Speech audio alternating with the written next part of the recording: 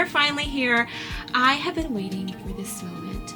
Waiting and waiting, and we are finally here, drifting into the fall season, and I'm excited. You guys already know I have been talking about fall, and now that we're finally here, although it is still quite hot out here in California, we are slowly having some like days where we're in the 80s, we have some little breezes coming on, so I know that fall is rearing its head very, very slowly, and I'm here for it, and I'm here to tell you guys all about the books that I picked out for the fall season, and I'm so excited. I'm so excited. I already got through 2 of the books on my fall TBR. I'm currently working on 2 more actually, as we are speaking, and I'm having a good time. I am off to a really good start. I'm highly anticipating for all of the books that I picked out for the fall season to be like 5-star reads, if not 6-star reads. So I'm so excited.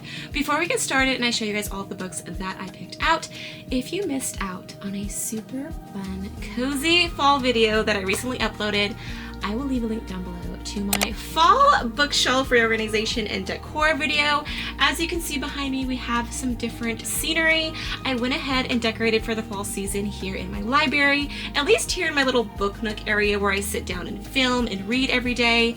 So if you're looking for some fall inspiration, fall decor inspiration, or you simply just love fall bookish related content, then I'm your gal. Head on over to that video, you guys. I do a book haul with you guys and open up some lovely, beautiful books. I show you guys all of the fall decor that I purchased recently and where I got it from. And then I get in here and I decorate this entire space with all of the lovely fall decor that you see here, you guys. So I will leave a link down below if you'd like to go and check it out, you guys. But without further ado, let me grab my huge stack of fall reads, you guys, without hopefully dropping them. Yes, this is my fall reading stack, and I'm excited. I'm excited. I'm a little bit nervous because I feel like this is quite a lot of books. I'm hoping I can get through them. So if you are new here, I span my TBRs over the course of 3 months. So I do it seasonally. So my fall reads are going to span over the course of September, October, and November. So you won't be seeing a reading wrap up from me until the end of November or the first week of December. So let's just go ahead and get straight into it, you guys. Let me put this pile back. Iced coffee break. I have the last remains of my iced coffee from McDonald's because, yeah, we got McDonald's for dinner. No surprise there. I cannot wait to show you guys all of the books that I am diving into.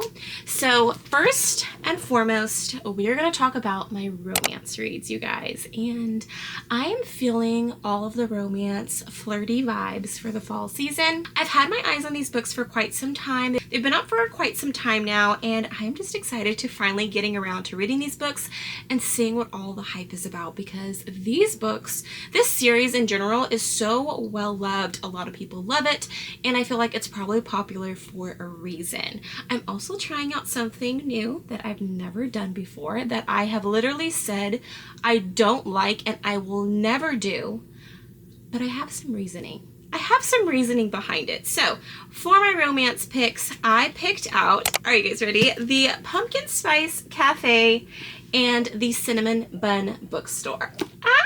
Look how stinking cute these covers are. So this is by Lori Gilmore, and they're gorgeous. The covers are stunning. I absolutely love the spines as well. They all just like line up and match, and it's going to be a whole like line of shops once I complete the series, and it's going to be so cute. I don't know how many is in the series currently. I think there's like 5 or so, but I'm excited to dive into it. I've already started reading the Pumpkin Spice Cafe, and you guys, it is a good time. It's a good time. I'm only like, let me see. I am like 40 pages in, and I'm loving it. I'm loving it. So the Pumpkin Spice Cafe is obviously giving fall vibes. It's a romance. I also think it's a spicy romance. Yes, a small town spicy romance, which I did not expect. Like, I absolutely did not expect that when I picked up this book, and let me tell you, these were complete cover buys. I've heard a little bit about how cozy they are, and you know, that's obviously a romance, but I really didn't know much more than that. These covers are gorgeous and I had to have them. So when I ordered them and they came in, I read the back and I was like giving all the feels. I didn't know we had spice in these books, so I'm down for it. So I'll just go ahead and read you guys the description on the back. So it says, when Jeannie's aunt gives her the beloved pumpkin spice cafe in the small town of Dream Harbor, Jeannie jumps at the chance for a fresh start away from her very dull desk job. Logan is a local farmer who avoids Dream Harbor's gossip at all costs. But Jeannie's arrival disrupts Logan's routine, and he wants nothing to do with an irritably upbeat new girl, except that he finds himself inexplicably drawn to her. Will Jeannie's happy-go-lucky attitude win over the grumpy but gorgeous Logan? Or has this city girl found the one person in town who won't fall for her charm or her pumpkin spice lattes? I'm excited. I'm so excited. I'm already 40 pages in. And we have hit all of the 5 senses, you guys. I can smell the cookies baking. I smell the bread baking. I smell the pumpkins. I smell the coffee. I see the shops. I taste the flavors. Like, I'm getting all of the 5 senses, you guys. I hear like the water along the harbor going on. I hear the birds chirping and just the breeze of the air. Like, Miss Gilmore, you've got it down. You've got it down. The banter between the characters already, the flirtations going on between the characters already. Chef's kiss, you guys. It's already amazing, and I'm highly anticipating for this to be a really good book. Now, are you guys ready for what I am doing that is really new? You probably could already tell. I have started to annotate and tab this book. Yes. Now, if you know anything about me, I don't like writing in my books. I don't. I just don't like writing in them. It really just breaks my heart writing in a book. I've written in a book one time for college. We had to highlight throughout the series, which was actually the Cinder series that I have right behind me here. I don't know if you guys can see it, but the Cinder series. And I was like so heartbroken by having to like highlight words and write in the book. Like, it was really hard for me. I obviously did it because, you know, I had to do it for a passing grade. But yeah, I have never annotated a book. I've never written in a book besides that, except for like writing a sweet message into my kids' books. Like, if I buy books for my kids for their birthdays or something, like on the front page I'll put like happy birthday to Benjamin, love mom and dad, like something like that. Other than that, I'm not writing throughout my book. But for some odd reason, when I picked up these books, annotating this book just kept calling out to me. I just wanted to annotate it. And I must say, I've been a little bit curious about wanting to annotate a book and see how I feel about it, see if it brings me joy, if I love it. And I thought, also, I seen that there was special editions of these books, and I thought, you know what, if I really love these books, I would like to get special edition covers of these books, and then I can write in these, and my special editions can be in pristine condition. So, we'll see if I end up loving the book that much to where I need to buy the special edition book. But oh my god, you guys, I am having the time of my life. When I say I'm having the time of my life, I'm literally having the time of my life annotating this book. It's been so much freaking fun. I'm gonna give you guys a little insight into my annotation key. So I put like some stickers in here. They're so cute. And then I've also got my little annotation key here. And so anytime I tab, it's going to be for funny, cozy, romantic moments, favorite quotes, and food. And as you can see, my favorite tab so far is the funny tab. Like, this book has had me cracking up. Like, literally, it's had me cracking up. Like, the banter between the characters is just crazy. Okay, I also filled in the trees. I don't know if I'm going to go back and like color in all the houses and everything, but I filled in all of the trees, like fall colors. And then yeah, I just started annotating it. I've had a lot to annotate.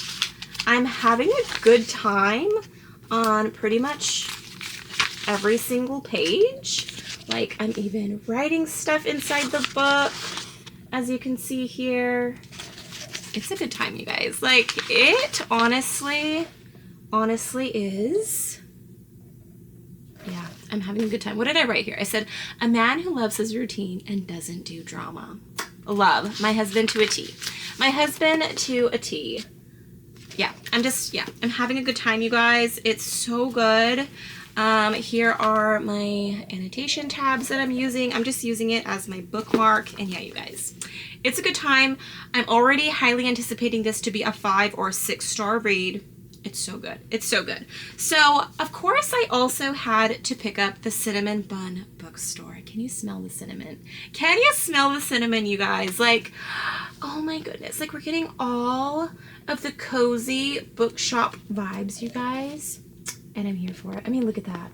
How stinking cute. How stinking cute. So I thought I would pick up this book as well for my fall reads because the next book in the series is a Christmas book. So I thought I would pick that up for my winter reads this year. And the back says, and obviously another small town, a spicy romance. It says, when a secret message turns up hidden in a book in the Cinnamon Bun Bookstore, Hazel can't understand it. So Hazel is the best friend to Logan, who is the main male character in this book. As more secret codes appear between the pages, she decides to follow the trail of clues. She just needs someone to help her out. Gorgeous and outgoing fisherman Noah is always up for an adventure, and a scavenger hunt sounds like a lot of fun. Even better that the cute bookseller he's been crushing on for months is the one who wants his help. Hazel didn't go looking for romance, but as the treasure hunt leads her and Noah around Dream Harbor, their undeniable chemistry might be just as hot as the fresh out of the oven cinnamon buns the bookstore sells. So cute. So not only are we going to be in a beautiful, lovely, dreamy dream town called Dream Harbor, we're going to be in a bookstore that also sells cinnamon buns on the side. It sounds like a good time. And the bookshop owner is going to fall in love with the fisherman. You can't get any cozier than that, you guys. Like, you seriously could not. So these are the only romance books that I picked out for myself, simply because I just feel like I can't read too many romances at once. I'm a mood reader. I like to move around and drift around. Like, once I read this romance, I'm going to pick up a thriller, or I'm going to pick up fantasy, and then I'll come back and read the second romance. Like, I don't know. I did have a third romance book picked out that I really did want to get to, but I don't know if I'm going to get to it. I'm going to leave it out of my TBR for now, but if I do have time to get to it, then I will add it. So I do want to show you that book, and that book is The Broken Vows by Katharina Mora. It's also giving fall because we have these beautiful orange sprayed edges. This is the 4th book in the Windsor series. If you know, you know. I've raved about Katharina Mora and the Windsor series.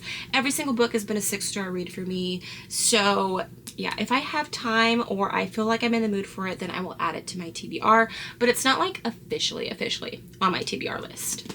All right, you guys. Coffee break. Moving on to my graphic novel section. I only picked out one graphic novel for this section because it's honestly the only graphic novel in my graphic novel genres that I haven't read yet that's like Halloween witchy related. And that is An Outbreak of Witchcraft, written by Deborah Noyes and illustrated by M. Duffy. So this is a graphic novel of the Salem witch trials. The artwork is absolutely stunning. Yeah, stunning. There's also, oh, you guys have to look at the naked hardcover. I did not expect that. I got this off of Book Outlet. So cute. So cute. I love, oh, look at the back. Look at the back. Yes, absolutely love. So I've always been very curious about the Salem witch trials and just witches in general.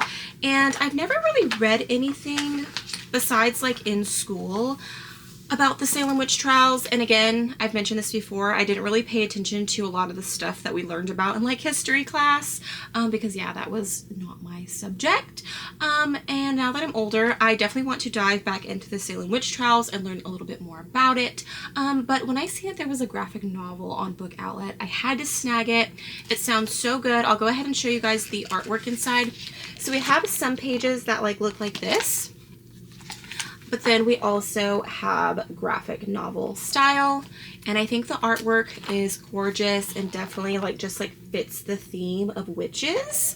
My sister actually picked this up one day. We were like reading together, having silent reading time together, and just manifesting fall. We were having coffee, we had fall ambiance music in the background, and so she read a little bit of it. As you can see there, there's her little bookmark. Hopefully that is focusing for you guys. So I'm going to leave her bookmark in case she would like to pick this book back up, because she picked this up as something quick and easy to read because she didn't bring a book with her when she came over. So anyways, I'm just going to leave her bookmark in there. So if she does want to pick up where she left off, she knows where she left off at, but I do plan on picking this up. There is a synopsis, so let me read that to you guys. A gripping tale of paranoia at its worst. An outbreak of witchcraft visually imagines the haunting details of the Salem witch trials in this bewitching narrative nonfiction graphic novel. From 1692 to 1693, fear reigned in Salem, Massachusetts. The night Abigail Williams and Betty Paris first accused their servant of witchcraft was only the beginning.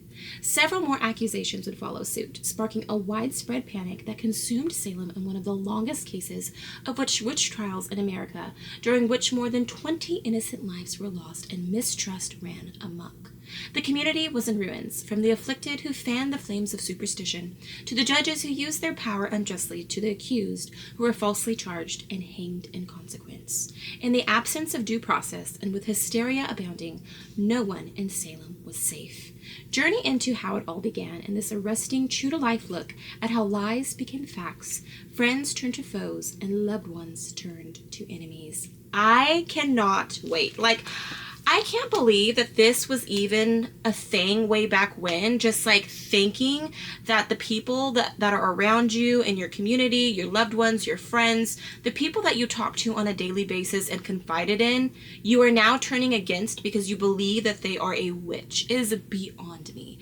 Beyond me. It's so crazy. So I can't wait to just dive in and visit, the world of the 1600s and just what was going on in their minds and their thoughts and their process as to why they thought people were witches. No better time than to pick this up during the fall season, the spooky season, and I cannot wait. I'm probably going to end up picking this up for my fall reading vlog, you guys. So if you aren't subscribed, hit that subscribe button. You're not going to want to miss out. I am going to be filming a fall reading vlog. We're going to do lots of cozy, fun fall activities together. So just be on the lookout for that video. But that is the one and only graphic novel and also nonfiction book that I picked up. Moving on, you already know my manga section, and that is going to be Owlcrate 7 and 8. Volumes 7 and 8. Look how stunning. Just gorgeous the artwork is. It's beautiful. It's beautiful. I'll give you a look at the back. Oh, so cute. So stinking cute. So as you can see, I've already dived into chapter 7. I'm not very far. I literally just started it right before I sat down to film this video while my husband was picking up our dinner. So if you guys are not familiar with what Owlcrate is about, Owlcrate is a shoujo manga. So you're going to get high school romance life, coming of age and things like that. And in this series, we follow Futaba and Ku. Futaba and Ku have known each other since junior high. They were set to go on this school dance date, but Ku ends up standing Futaba up, and then Futaba never sees Ku again, never hears from him again. She has to go through the summer, go through her high school years, wondering what happened to him and why did he stand her up. But lo and behold, Ku comes back. Futaba's in high school. All of Futaba's feelings for Ku come rushing back to the surface, and throughout the entire series, we are following Futaba and Ku and their love story. And how they start off as mending their friendship and becoming friends all over again, while also dealing with these feelings for each other, while they also aren't honest with themselves or with each other about how exactly they feel for one another, because they obviously love each other, they obviously really like each other, but they just can't bring those feelings to life. So we go through all of the repercussions and the drama and the consequences of them not being honest with each other or themselves, and it's a good time. It's a good time. I highly suggest that if you love manga or graphic novels, comic books, and romance in general, you're gonna love this. There's also an anime that pairs with it, which is called Blue Spring or something like that. The name of the anime is different from the title of the book, which is Owlcrate, but I cannot wait to watch through the series after I finish the volumes. And so yeah, I'm excited to dive into volumes 6 and 7. Moving on to my homeschool read aloud. If you're new here, I'm happily married to my handsome husband with our 3 beautiful children. We have a 10-year-old, a 5-year-old, and a 2-year-old, and I'm a homeschool mom. I homeschool my children, and I like to pick out books to read with my kids throughout all of my TBRs because I love it, my kids love it, and it's a great bonding time for us to like bond together and read together, talk about the book, ask questions, answer questions, and then if there are movies or shows that can be paired with the book, then we do so after we finish the book, which is always fun. So if you've been around here on my channel, then you know that we have been reading through the Ramona and Beezus series, but we decided to kind of take a pause on that for a minute and just pick up a novel, something light, something to kind of cleanse the palate while we take a break from Ramona and Beezus. And so me and my 10-year-old thought that we would pick up Charlotte's Web by Evie White. I am so excited. Look how beautiful this cover is. So I do have 2 copies of this. If I can find the other copy. And this is also another reason why we decided to pick this book up for our homeschool reads, is because I do have 2 copies. So my oldest son can have one and I can have one, and we can take turns reading. We can buddy read. So we both thought that was going to be fun, and then after we read the book, we can watch the cartoon and then the live action with Dakota Fanning. I'm so excited. I'm so excited. This was a childhood favorite of mine, like absolute childhood favorite of mine. This is actually my childhood book. We read this as a class book. I don't know if it was elementary school or middle school that we read it. I think it was elementary school that we read it, and we got to keep the books. So this is my copy. As you can see, we've got very yellow pages, but this book definitely means a lot to me, and I'm just like super happy to still have this copy in my possession. And so this is Charlotte's Web. I feel like everybody knows what Charlotte's Web is about. We have a little girl who kind of grows up on a farm, and her dad obviously is the farmer, and he has this group of pigs. There's a runt in the litter of the pigs that isn't doing so well, so he's ready to axe the pig. And Fern, his daughter, comes unglued that her father wants to do away with this pig. So she decides that she's going to adopt the pig, and she's going to take care of it. She's going to feed it, she's going to bathe it, and she's going to be the one that picks up its poop and all of those things. And her dad wasn't really okay with it, but ends up letting her keep the pig. So you get to follow Fern and Wilbur, which is the pig's name, along on their journey as she grows, and how attached this pig is to Fern, as well as Fern to Wilbur. And then Fern kind of becomes too old for the pig, to where her dad is like, it's time for Wilbur to go. So they sell the pig to another farmer down the road, and Fern still goes and looks after Wilbur and checks in with him, but she's also getting super busy with just like extracurricular activities and things. And that farmer decides to put Wilbur into the fairgrounds. Wilbur makes a lot of friends along the way, such as a spider named Charlotte, a rat named Templeton, and so on and so forth. And it's just a really lovely book. There are some sad moments throughout the book, but all in all, it's a really good, heartwarming story, and I know that my kids are going to absolutely love it. So I picked up Charlotte's Web for our homeschool read this season, and I just feel like it's a perfect fall read to read with my kids. I feel like my 10-year-old and my 5-year-old are really going to get a kick out of reading this story, and then also watching the cartoon and the live action movie afterwards. I highly recommend, and I can't stress this enough, that if you do have kids or grandkids, if you're an auntie or an uncle, whatever the case may be, I highly recommend doing read alouds with your kids, even if they are in 5th, 6th, 7th, 8th grade. Do read alouds together, do buddy reads together on books that they also love and enjoy. It's a great bonding experience, and you just can't get enough of the joy and the knowledge of reading, you guys. So that is my tip of the day, to get up, get a book, and read to your kids or your grandkids, whatever it may be. Okay, moving on to my thriller section, you guys. Yes, my thriller section is crazy. I have quite a few thrillers. I've already read 2 of them. I picked out, what, 1, 2, 3, 4, 5 thriller books, and I'm excited. I'm so excited. So the first book that I picked up is College Girl Missing by Sean Cohen. I already read it, and you'll have to wait for my reading wrap-up to hear my thoughts on it. But this is actually a true crime book. So I actually should have categorized this in true crime. So excuse me, I have my one and only true crime book is College Girl Missing. So this is the true story of how a young woman disappeared in plain sight. When I seen this in Target, it instantly grabbed my attention. So this is a true story. It's a story about Lauren, who attends Indiana University, and she parties hard, she drinks to her heart's content, she does all kinds of drugs and mixes her drugs and her alcohols, and she ends up going missing and nobody knows where she is.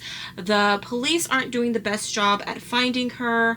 Her friends seem very suspicious and are lawyering up, and this was honestly a really sad read. I would say that if you do get really anxious with like true crime documentaries, or true crime documentaries aren't really your thing, I wouldn't suggest picking this up because it is very riveting. It is very anxiety driven, and definitely has you thinking a lot, which is a reason why I don't really like to watch true crime documentaries. I love them because they're very interesting, but at the same time I will sit there stewing on it for a while after the documentary is over, especially if the case wasn't solved or the person wasn't found. And in this case, this young woman unfortunately was never found. Nobody knows where she is, where she went, or even what happened to her, which is very unfortunate. But yeah, I do highly recommend picking it up if you do love true crime.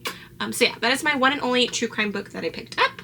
Moving on to the next four are going to be thrillers. So first and foremost, you guys, I picked up the lovely Riley Sager Final Girls. This is the first book that I believe he ever wrote, unless I did my research wrong. But I just had to see what all the hype was about Riley Sager, because Riley Sager is a very up-and-coming, popular, very popular thriller author. Everybody loves his work, and if you know anything about me, you know that I am in my thriller era. I love thrillers, suspense, murder mysteries, cozy mysteries. I love all of that. So I had to dive in and see what it was all about. This is actually a book that I already ended up reading as well. You'll have to wait for my reading wrap up to hear my thoughts. But I have heard, mainly from Olivia over on Olivia Reads a Latte, she has said time and time again that if you're going to read Riley Sager, read him from his first published book to his recently released published book. Like, don't go and read his recently published works and then go back and read his backlist, because more than likely you're not going to like his backlist books. And she's not the only person that I've heard that from. I've seen a lot of reviews like that on Goodreads, as well as other people that I watch as well have said the same thing. And I've seen a lot of like negative reviews for Final Girls, and maybe it's because they're reading his new works first and then going back and reading his old works, which I could understand, because the author is obviously going to grow and the writing style is going to grow and become even better. At least that's what we hope for when it comes to authors. So I would assume that his works now are even better than his works that he first came out with. But needless to say, if you'd like to hear my thoughts on his first ever book, Final Girls, you'll have to wait for my reading wrap up in November. But Stephen King quoted this, and he said, if you liked Gone Girl, you'll like this. That is what Stephen King had to say. So 10 years ago, 6 friends went on vacation. 1 made it out alive. In that instant, college student Quincy Carpenter became a member of a very exclusive club, a group of survivors the press dubbed the Final Girls. Lisa, who lost 9 sorority sisters to a college dropout's knife. Sam, who endured the sack man during her shift at the Nightlight Inn. And now Quincy, who ran bleeding through the woods to escape the massacre at Pine Cottage. Despite the media's attempts, the 3 girls have never met. Now, Quincy is doing well, maybe even great, thanks to her Xanax prescription. She has a caring almost fiancé, a popular baking blog, a beautiful apartment, and a therapeutic presence in Coop, the police officer who saved her life. Her mind won't let her recall the events of that night. The past is in the past, until the first final girl is found dead in her bathtub, and the second final girl appears on Quincy's doorstep. Blowing through Quincy's life like a hurricane, Sam seems intent on making her relive the trauma of her ordeal.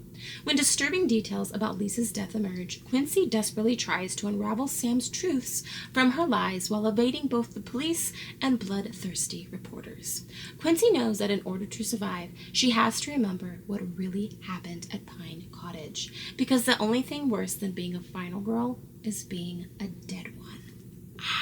Does that not sound good? She literally has amnesia, does not remember what happened between the moment of her getting to this cabin with her friends and screaming for help and the police officer saving her. She doesn't remember what happened in the middle of all of that. So needless to say, I had to pick this up as well as dive into Riley Sager's work and see what I thought of his work. So, like I said, all of my thoughts and all of my opinions coming soon to you and my fall reading wrap up. Okay, then I had to go ahead and pick up the second book in Riley Sager's publication order, which is The Last Time I Lied by Riley Sager. Yes, I had to do it. Had to do it. Okay, this one says 2 truths and a lie. Vivian, Natalie, Allison, and Emma played it all the time at Camp Nightingale, but the games ended the night Emma sleepily watched the others sneak out of the cabin into the darkness. The last she, or anyone, saw of them was Vivian closing the cabin door, hushing Emma with a finger pressed to her lips. Now a rising star in the New York art scene, Emma turns her past into paintings, massive canvases filled with dark, gnarled branches that cover ghostly shapes in white dresses. When the paintings catch the attention of the wealthy owner of Camp Nightingale, Francesca implores Emma to return to the newly reopened camp as an art instructor. Wouldn't she like to put the past to rest?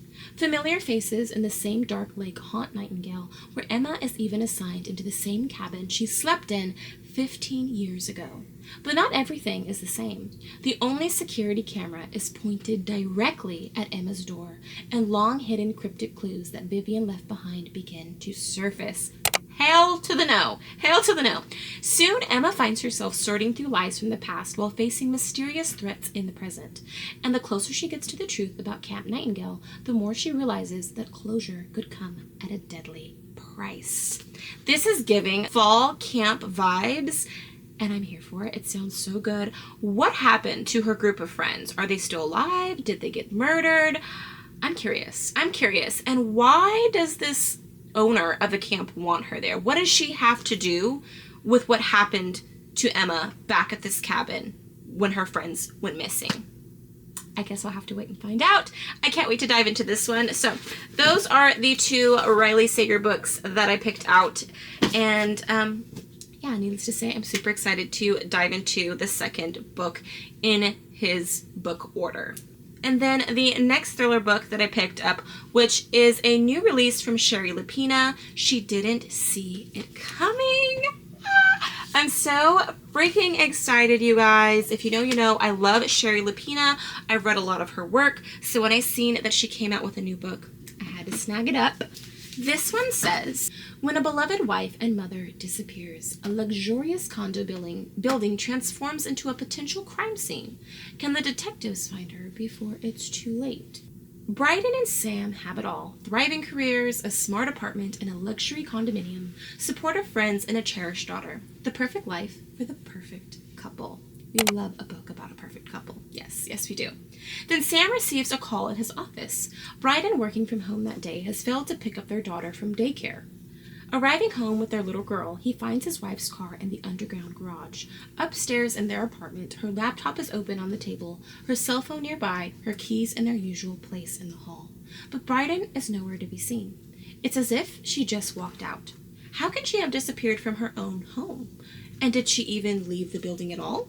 With every minute that passes, and as questions swirl around their community, Bryden and Sam's past seems a little less perfect. Their condominium less safe, their friends, neighbors, and relatives no longer quite so reliable. Does that not sound good? I don't know. My guess right off the bat is that somebody has been watching them through their apartment. Since they have a smart apartment, I'm going to assume they have lots of cameras and like Alexa type devices and stuff in their home, and maybe somebody was watching them and decided to like kidnap her or something, and maybe she's like hidden within the walls or something. I don't know. This sounds so good, and I have loved every single book that I've ever read by Sherry Lapina, so I'm excited for this one. The last thriller book that I am also super excited for, which is another one of my all-time favorite authors, is Don't Let Him In by Lisa Jewell. When I seen that she came out with a new book this year, I had to snag it up. Now, I will say, I've seen a lot of like negative reviews for this book. I feel like a lot of people didn't like it, and I'm wondering if it's because maybe they've never read a book by Lisa Jewell before, and Lisa Jewell writes a lot of like domestic thrillers. Because I know that when I read my first Lisa Jewell book, it wasn't what I expected. It was very different in the sense of thrillers because it has to do more about like domestic family life kind of suspense more than like murder mystery thriller books. So the pacing is very, very different. You get a lot of background info on your characters and like why they are the way they are, like psychological type stuff. So I feel like maybe a lot of people that didn't like this book, maybe that's why. Maybe they've never read books by Lisa Jewell and it just wasn't what they were expecting. Or maybe they have read Lisa Jewell's books before but don't really care for like her domestic thrillers. Nonetheless, I'm excited and I actually really do enjoy domestic thrillers. So this one says, he's the perfect man. It's a perfect lie. We love the perfectness of people because we know there's going to be some crazy stuff that goes down. Nick Radcliffe is a man of substance and good taste. He has a smile that can melt the coldest heart and a knack for putting others at ease. He's just what Nina Swan needs in her life after her husband's unexpected death. But to Nina's adult daughter, Ash, Nick seems too slick, too polished, too good to be true. Without telling her mother, Ash begins digging into Nick's past. What she finds is more than unsettling. Martha is a florist living in a neighboring town with her infant daughter and her devoted husband, Alistair. But lately, Alistair has been traveling more and more frequently for work, disappearing for days at a time. When Martha questions him about his frequent absences, he always has a legitimate sounding explanation. But Martha can't shake the feeling that something isn't right. Nina, Martha, and Ash are on a collision course with a shocking truth that is far darker than anyone could have imagined. And all three are about to wish that they had heeded the same warning. Don't let him in. Does that not sound good? So is Alistair leading a double life? He has a wife. He's over here having a mistress who has a daughter.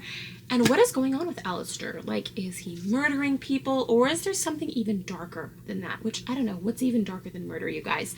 I don't freaking know, but I can't wait to find out. I seriously cannot wait. So, those are all of the thrillers that I picked up for the fall season. Like I said, I already read through 2 of these, so I'm off to a great start for my fall reads, you guys. And knowing me, if I get through all of these thrillers, which I know I am, I might end up picking up another thriller to add to the list.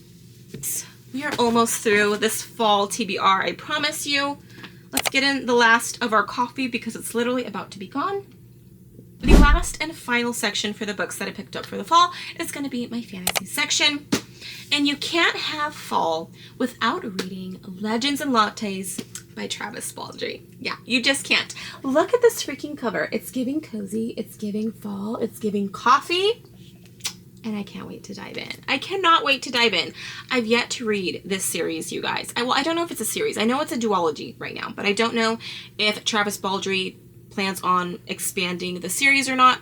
But I feel like everyone who reads this book absolutely loves it and talks about how much of a cozy time it is. And it is my turn to finally get in here and see what the hype is all about and if I love it. I just love that we're getting like orgs and coffee and yeah, I feel like it's going to be a really fun time. The second book in the series is Bookshops and Bone Dust. I currently don't own the like original cover of it, but I do, however, own, you've probably seen it in my pan over of my fall bookshelves coming into this video. Over here I do have the special editions from Owlcrate, so I do actually own both copies. So if I do want to pick up the second book, then I will just grab my special edition copy, which here I will show you guys quickly. Here is my special edition copy of Bookshops and Bone Dust. I'll give you a quick sneakity peek here. But yeah, if you'd like to see more about this, I do have my Owlcrate unboxing of the Legends and Lattes and Lore box from Owlcrate. I will leave a link down below in case you'd like to go and check it out. I think we got We got 2 special edition books from Legends and Lattes and 8 bookish items in that box inspired by Legends and Lattes. It was a good one, you guys. Definitely go and check it out if you missed it, because it's definitely giving fall vibes. But yeah, I picked out Legends and Lattes. Like I said, if I'm in the mood for it or I have time to read it, then I might pick up the second book as well. But for now, I'm going to be picking up the first book. So for those of you that maybe have never heard of this book or don't even know what this book is about, I will go ahead and read the synopsis for you. So, after a lifetime of bounties and bloodshed, Viv is hanging up her sword for the last time. The battle-weary orc aims to start fresh, opening the first ever coffee shop in the city of Thune. I love it. But rivals old and new stand in the way of success, not to mention the fact that no one has the faintest idea what coffee actually is. Like, literally, I could stop there. That's all I need to know. Like, you're gonna open up a coffee shop where nobody even knows what coffee is? I can't. I don't know what my life would be like without coffee. I love coffee. And not because I need it to wake me up. I love the taste of coffee. It's so good. So good. So that is already very intriguing to me. If Viv wants to put the blade behind her and make her plans a reality, she won't be able to go it alone. But the true rewards of the uncharted path are the travelers you meet along the way. And whether drawn together by ancient magic, a flaky pastry, or a freshly brewed cup, they may become partners, family, and something deeper than she ever could have dreamed. Tell me this doesn't scream cozy. Everything about this seems cozy. The orc is saying, okay, no more fighting. I'm hanging up my sword. I'm going to open up a coffee shop, and I'm going to teach this town all about coffee and teach them how to love coffee. And along the way, I feel like we're going to get so many different stories from different characters. I just feel like we're going to bond with all of the customers that come into her shop, and I just feel like it's going to be a good, cozy time. And the fact that we're going to be in a coffee shop setting, love it. Love it for me. So I can't wait to dive into this one.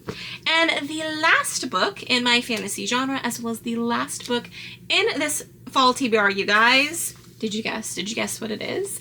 That is going to be Harry Potter and the Order of the Phoenix by J.K. Rowling.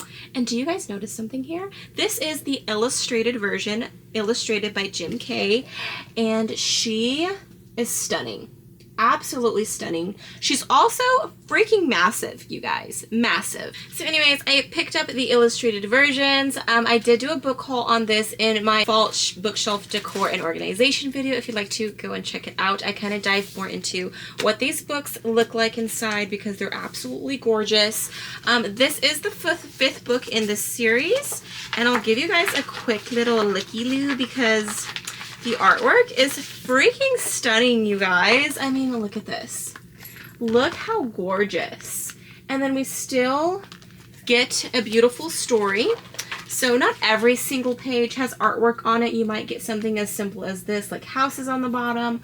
But I am having a grand time with Harry Potter and the Order of the Phoenix. Like I said, this is the 5th book in the series. And if you know, you know, I have been reading through the Harry Potter series for the first time at the age of 30. And I am having such a magical, cozy time with it. Harry Potter has easily become one of my all-time favorite comfort reads. I've always loved the movies growing up. I was fascinated by them. I was interested in them. They were a comfort movie that I went back to time and time again, such as Twilight. And the books are no different, and it's good. It's so good, you guys. So let me read the synopsis for you guys just for funsies, because why not? So it says, there is a door at the end of a silent corridor, and it's haunting Harry Potter's dreams. Why else would he be waking in the middle of the night screaming in terror? It's not just the upcoming owl exams, a new teacher with a personality like poisoned honey, a venomous, disgruntled house elf, or even the growing threat of he who must not be named. Now Harry Potter is faced with the unreliability of the very government of the magical world and the impotence of the authorities at Hogwarts. Despite this, or perhaps because of it, he finds depth and strength in his friends beyond what even he knew, boundless loyalty and unbearable sacrifice. The stunning illustrated edition brings together the talents of award-winning artists Jim Kay and Neil Packer in a visual feat, featuring iconic scenes and much-loved characters, Tonks, Luna Lovegood, and many more, as the Order of the Phoenix keeps watch over Harry Potter's 5th year at Hogwarts.